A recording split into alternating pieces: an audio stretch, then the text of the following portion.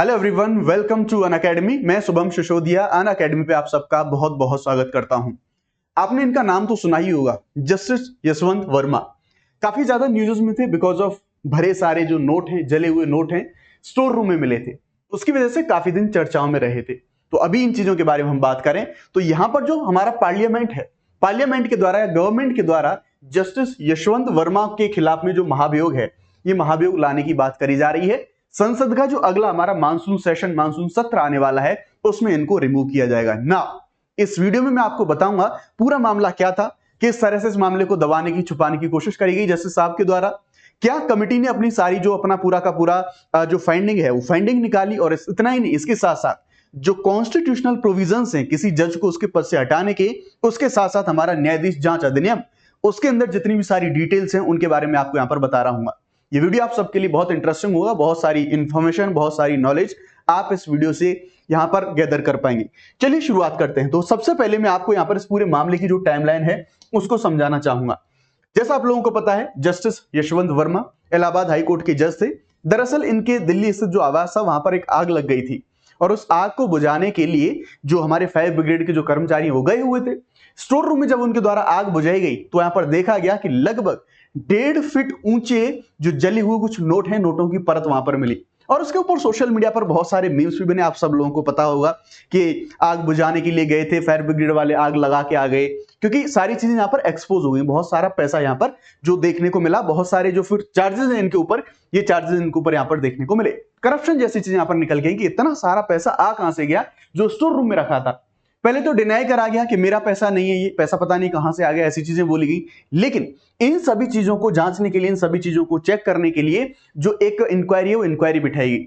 और इन सब आरोपों को देखते हुए उस समय पर जो तत्कालीन हमारे जो सीजेआई साहब संजीव खन्ना जी थे, उनके द्वारा एक जो पैनल है उस पैनल का गठन करा गया।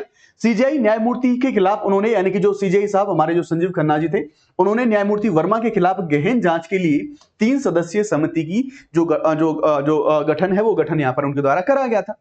अब इसने अपनी पूरी जांच करी, और जब इस 3 सदस्यीय समिति ने जज साहब से जांच करी तो कोई उस पैनल को ये कोई भी किसी प्रकार का संतोषजनक जवाब नहीं दे पाए।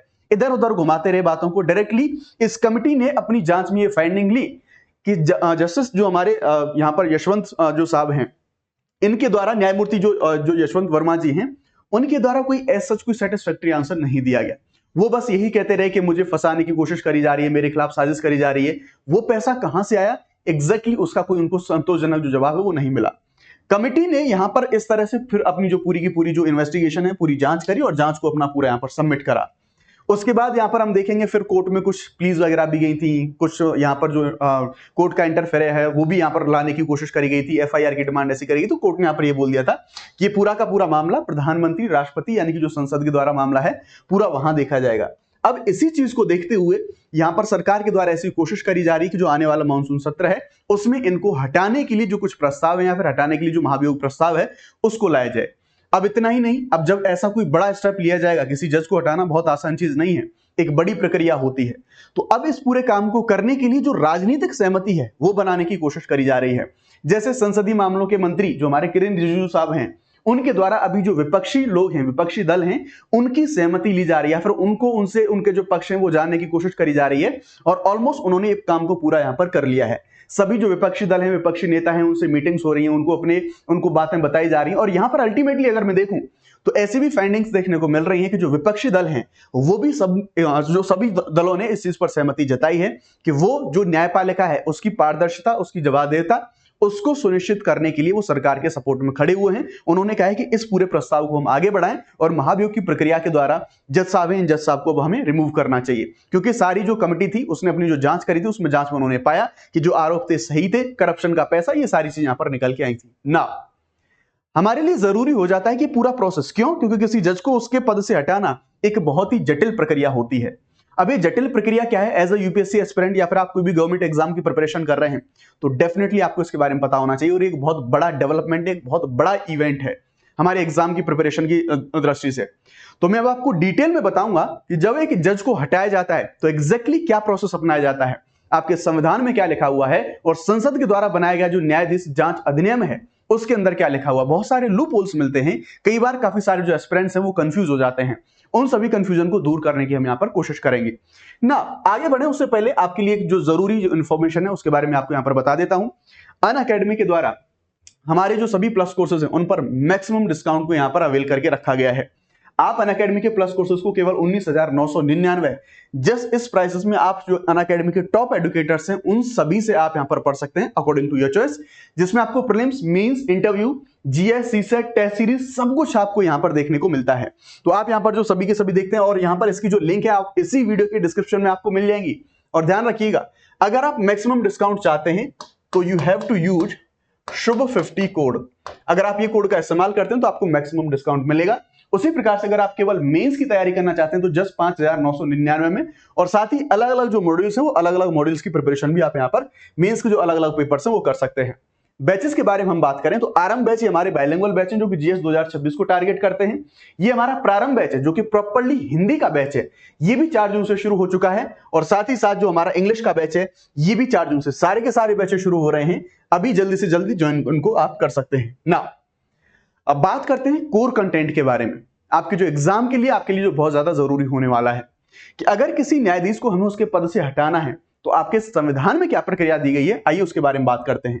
तो हमारे भारतीय संविधान का आर्टिकल 124 एंड 217 यानी कि ये सुप्रीम कोर्ट, यहां पर हाई कोर्ट, इनके लिए दरअसल राष्ट्रपति के द्वारा इनका रिमूवल किया जाता है, लेकिन उसके पीछे की जो प्रक्रिया है वो काफी ज्यादा लेंथी है। तो यहां पर हम देखेंगे सुप्रीम कोर्ट या फिर हाई कोर्ट के जो जजेस हैं उनको अब इनको हटाना इतना आसान नहीं है। इनको दरअसल संसद के द्वारा इस प्रक्रिया के द्वारा हटाया जाता है, लेकिन इनके हटाने के जो आधार हैं वो हैं सिद्ध कदाचार और अक्षमता ना। ये दो शब्द क्या हैं, क्या इन दो शब्दों को परिभाषित करा गया है, क्या इनकी व्याख्या कहीं पर हमें देखने को मिलेगी, आइए उनके बारे में बात कर लेते हैं। तो सिंपल सी बात, तो सबसे पहले एक प्रस्ताव लाया जाता है रिमूवल का, ठीक है, एक प्रस्ताव लाया जाता है। अब ये जो प्रस्ताव लाया जाएगा इस प्रस्ताव पर सहमति होनी चाहिए लोकसभा एंड राज्यसभा की, इसके बारे में ध्यान रखेंगे। ये प्रस्ताव पारित हो जाएगा, उसके बाद फिर इस पूरे रिमूवल का या फिर महाभियोग प्रस्ताव को विशेष बहुमत के माध्यम से दोनों हाउसेस से पारित कराया जाएगा, तब जाके एक पैनल जांच करेगा और तब जाके इनका जो रिमूवल है वो रिमूवल हमें यहाँ पर देखने को मिलेगा। तो सीधी सी बात है, ये जो महाभियोग प्रस्ताव है ये 2/3 बहुमत से पारित होना चाहिए, यानी कि विशेष बहुमत से 2/3 यानी कि कुल का बहुमत, और उपस्थित और वोट देने वालों का 2/3 यानी कि विशेष बहुमत के माध्यम से पारित होना चाहिए। अब आपके लिए जरूरी जो चीज है, आपको यहां पर प्रीलिम्स में फंसाया जा सकता है कि ये जो दो आधार हैं, ये जो दो शब्द हैं, यानी कि सिद्ध कदाचार और अक्षमता, एग्जैक्टली मैं कहूं स्पष्टतः है इनकी व्याख्या आपको भारतीय संविधान के अंदर देखने को नहीं मिलेगी।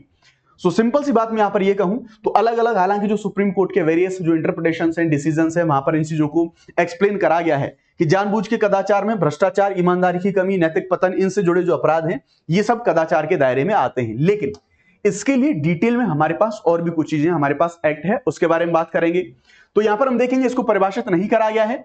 अक्षमता क्या है, अक्षमता का मतलब क्या है, तो सिंपल सी बात, एक ऐसी मेडिकल कंडीशन जिसमें शारीरिक या फिर मानसिक सीमाएं शामिल होती हैं जो न्यायाधीश को अपने कर्तव्यों को प्रभावी ढंग से निर्वहन करने से रोकती हैं, ठीक है ना। अब जो और चीजों को डिटेल से यहां पर ऐड करा गया है वो है हमारा न्यायाधीश जांच अधिनियम 1968। ये बताता है हमें कि किसी जज को किस तरह से हमें हटाना है, उसका प्रोसेस क्या होगा, उसके बारे में विस्तृत जानकारी हमें यहां पर देखने को मिलेगी ना। तो अगर किसी जज का रिमूवल करना है उस अधिनियम में, यहां पर 1968 के जो अधिनियम है इसमें डिटेल से सारी चीजों को बताया गया है। तो ये जो प्रस्ताव है, रिमूवल का जो प्रस्ताव है, इसके लिए जो मिनिमम मैं आपको एलिजिबिलिटी बता रहा था लोकसभा एंड राज्यसभा से, तो राज्यसभा में मिनिमम 50 लोगों के द्वारा इसकी सहमति दी जानी चाहिए और लोकसभा में 100 लोगों के द्वारा इसकी जो सहमति है इन सदस्यों के हस्ताक्षर इस प्रस्ताव के लिए होने चाहिए पहले तो। उसके बाद ये जो प्रस्ताव है, ये प्रस्ताव जाता है चेयरपर्सन के पास, यानी कि जो पीठासीन अधिकारी होते हैं उनके पास। राज्यसभा के सभापति और लोकसभा के जो अध्यक्ष यानी स्पीकर होते हैं उनका परामर्श लिया जाता है और इस प्रस्ताव को स्वीकार या फिर अस्वीकार करने का विवेकाधिकार प्राप्त होता है। यानी कि अगर ये प्रस्ताव मान लो 50 और 100 लोगों से हस्ताक्षर होकर उनके पास गया और पीठासीन अधिकारी को लगता है कि हाँ नहीं सही में बात में ये हो सकता है, इस बात में दम हो सकती है कि जो पूरे आरोप लगे हैं वो आरोप सही हो सकते हैं, अगर उन्होंने इस प्रस्ताव को स्वीकार कर लिया तो ये प्रोसीडिंग आगे बढ़ेगी। अगर उन्होंने इस प्रस्ताव को स्वीकार नहीं किया, वहीं पर रोक लिया, तो फिर ये पूरा का पूरा जो प्रोसेस है वहीं पर समाप्त हो जाएगा। क्यों? क्योंकि यहां पर ये विवेकाधिकार का मामला है कि वो उस चीज को आगे बढ़ाएंगे या फिर नहीं बढ़ाएंगे ना। अगर उन्होंने सहमति नहीं दी, रोक दिया, तो सारा प्रोसेस वहीं पर खत्म। लेकिन उन्होंने अगर इस प्रस्ताव को स्वीकार कर लिया तो फिर संसद में आगे प्रोसीडिंग बढ़ती है। अब वो प्रोसीडिंग क्या होगी उसके बारे में बात करते हैं। ये प्रोसीडिंग के बाद एक 3 सदस्यीय समिति बनाई जाती है, जैसा इस मामले में भी हम देखेंगे। तो सीधी सी बात है, इसमें कौन कौन शामिल होगा? इसमें सुप्रीम कोर्ट के एक जज साहब होंगे, इसमें हाई कोर्ट के एक न्यायाधीश होंगे और एक प्रतिष्ठित विधिवेत्ता हैं। ये सब लोग इस कमेटी के अंदर शामिल होंगे और ये कमेटी मिलकर जो आरोप लगाए गए हैं जिस जज के ऊपर, उन आरोपों की जांच करेगी और ये देखेगी कि न्यायाधीश को कदाचार और जो अक्षमता से जो मुक्त हैं वो कर दिया जाता है। यानी कि या तो उनके ऊपर आरोप देखेगी या फिर इस कमेटी ने ये पाया कि नहीं, ये जो आरोप लगे हैं ये आरोप सही लगे हैं, तो सीधी सी बात है, तो फिर ये पूरा का पूरा जो प्रोसेस है वो आगे बढ़ जाएगा। इन्होंने रोका कि नहीं नहीं ये आरोप लगे थे, गलत आरोप लगे थे, तो फिर उसको वहीं पर खारिज कर दिया जाएगा। अगर ये दुर्व्यवहार और अक्षमता ये दोषी पाए जाते हैं तो फिर ये रिपोर्ट संसद के दोनों सदनों में पेश करी जाती है, जहां इस प्रस्ताव को विशेष बहुमत से पारित किया जाना चाहिए। और जैसे ही ये प्रस्ताव दोनों विशेष बहुमत से पारित होता है, फिर भारत के जो राष्ट्रपति हैं, भारत के राष्ट्रपति के द्वारा जो संबोधन के माध्यम से या फिर जो पूरा का पूरा प्रस्ताव पारित हुआ है, इसके माध्यम से भारत के राष्ट्रपति ऐसे किसी न्यायाधीश का जो रिमूवल है वो रिमूवल घोषित करते हैं। तो ये इन डेप्थ इन डिटेल हमने पूरे प्रोसेस को समझने की कोशिश करी। पहले हमने पूरी टाइमलाइन को देखा कि क्या था पूरा मामला, कैसे डेवलपमेंट्स हुए, फिर हमने एकेडमिकली हमने ये देखा कि डेप्थ में जाके कि अगर किसी जज को हटाना है तो उसकी जो प्रक्रिया है वो प्रक्रिया क्या है। होपफुली ये वीडियो आपको बहुत अच्छा लगेगा, लेकिन इतने से काम नहीं चलने वाला। अब अगर हमने कोर्ट की न्यायाधीशों की बात करी है तो डेफिनेटली एक क्वेश्चन का आंसर बनता है जो आपको कमेंट सेक्शन में देना है। और ये क्वेश्चन भी कोई साधारण नहीं है, यूपीएससी के द्वारा पीवाईक्यू से ये क्वेश्चन मैंने उठाया जो कि यूपीएससी के द्वारा अपने एग्जामिनेशन में यानी कि प्रीलिम्स के एग्जाम में यहां पर पूछा गया है। और कब पूछा गया था? 2019 में यूपीएससी ने यहां से क्वेश्चन पूछा था। भारत के संविधान के संदर्भ में निम्न कथनों पर विचार कीजिए। पहला, किसी भी उच्च न्यायालय को किसी भी केंद्रीय कानून को संवैधानिक रूप से अवैध घोषित करने का अधिकार नहीं होगा, है ना। साथ ही भारत के संविधान में किसी संशोधन पर भारत का सर्वोच्च न्यायालय प्रश्न नहीं उठा सकता। सही के बारे में पूछ रहा है, केवल एक, केवल दो, एक दो तीन, सॉरी एक और दो, और ना एक ना ही दो। इसका जो आंसर है वो आंसर आप लोगों को कमेंट सेक्शन में बताना है कि इनमें से कौन सा यहां पर हमारा सही हो जाएगा। फर्दर अगर आपको कोई कैसी भी समस्या, आपको कोई कैसा भी सपोर्ट चाहिए, अगर आप किसी कोर्स में एनरोल करना चाहते हैं तो आप डायरेक्टली मुझे यहां पर मेल कर सकते हैं। I will reply you. Thank you very much. जय Hind, bye bye, let's crack it.